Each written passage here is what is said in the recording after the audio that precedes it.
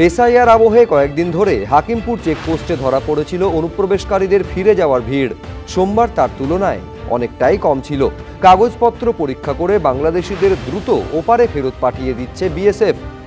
যে জায়গার স্বরূপনগরের হাকিমপুর চেকপোস্ট তোমাকে দেখাচ্ছি আরও একবার।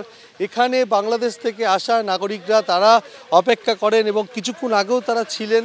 তাদেরকে নিয়ে যাওয়া হয়েছে চেকপোস্টে, সেখানে বিএসএফের তরফ থেকে তাদেরকে নিয়ে যাওয়া হচ্ছে ভ্যানে করে ঠিক আউটপোস্টে। সেই আউটপোস্টে গিয়ে তাদের ফরেনার্স আইডেন্টিফিকেশন পোর্টালে তোলার প্রক্রিয়া শুরু হবে। সেই তালিকা বাংলাদেশের সীমান্তরক্ষী বাহিনী বিজিবির হাতে তুলে দেওয়া হবে। 1-2 বছর আগে সপরিবারে ভারতে এসেছিলেন সুমন শেখ। মিস্ত্রির কাজ করতেন তামিলনাড়ুতে, কিন্তু এসআইআর জুজু হয়ে দেখা দিতেই স্ত্রী সন্তানকে নিয়ে ফিরে গেলেন বাংলাদেশে। আইসি আমরা কলকাতার থেকে তামিলনাড়ু কাজ করতাম।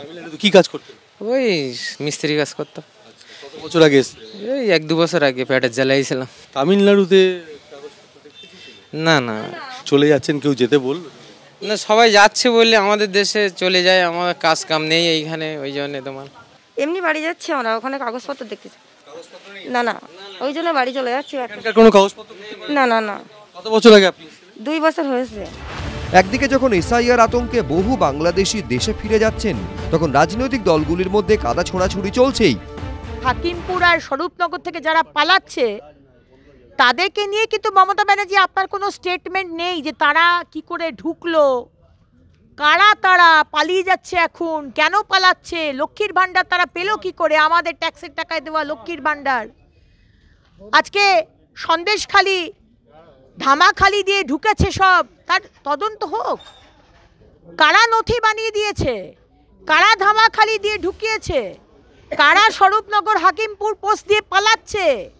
আমাদের ট্যাক্সের টাকায় আপনি লক্ষ্মীর ভাণ্ডার দেবেন আর আমরা চুপ করে বসে থাকবো, তা তো হতে পারে না। মমতা ব্যানার্জি আপনাকে উত্তরটা দিতে হবে। এই যে বলা হচ্ছিল যে 1 কোটি রোহিঙ্গা, লাখো লাখো মুসলমান রোহিঙ্গা, পুরোটা তার মিথ্যের বিনির্মাণ। যদি কোনো অনুপ্রবেশ হয়ে থাকে, অনুপ্রবেশ দেখার দায়িত্ব কেন্দ্রীয় স্বরাষ্ট্র দপ্তরের, যার মাথার উপর রয়েছেন অমিত শাহ। বিএসএফের দেখার দায়িত্ব, যার মাথার উপর রয়েছে অমিত শাহ। এক অপদার্থ অমিত শাহ তার দপ্তরকে দিয়ে অনুপ্রবেশ আটকাতে পারেনি। যারা অত্যাচারিত হয়ে এসছেন তাদের অধিকাংশ মতুয়া সম্প্রদায়ের, অধিকাংশ তপশিলি জাতি উপজাতির মানুষ। সেই মানুষের ওপর আজকে যেভাবে আক্রমণ নামিয়ে এনেছে ভারতীয় জনতা পার্টি, যার ফলে প্রচুর মানুষ হৃদরোগে মারা যাচ্ছেন, আত্মহত্যা করতে বাধ্য হচ্ছেন। আজকে এই ঘটনা দেখিয়ে বাস্তবটা সরিয়ে রাখা যাবে না। এই প্রেক্ষাপটে বিজেপি ও তৃণমূলকে একযোগে নিশানা করেছে সিপিএম। যারা অনুপ্রবেশকারী তারা নিশ্চয়ই চলে যাবে, কিন্তু চলে যাবে আগে তাদের বলতে হবে তারা অনুপ্রবেশ ঘটালো কি করে, কি করছিল তখন বিএসএফ, কি করছিল তখন রাজ্য পুলিশ, তখন তৃণমূলের নেতৃত্বাধীন দালাল গোষ্ঠী কিভাবে তাদের নিয়ে এসেছিল, এবং কেন তাদেরকে এরকম পিছিয়ে দেওয়ার ব্যবস্থা হচ্ছে, কেন থানার হাতে দেওয়া হচ্ছে না। বেআইনিভাবে ঢুকলে তো থানার কাছে দেওয়ার কথা, বিএসএফ পুলিশের কাছে জমা দেবে, দিচ্ছে না কেন?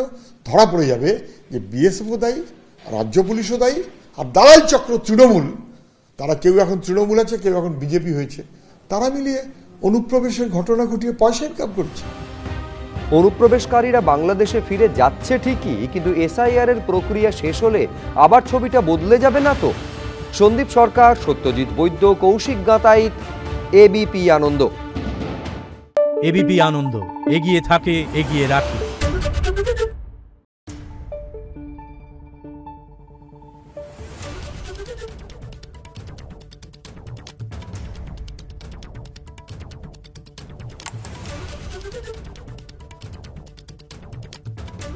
Thank you.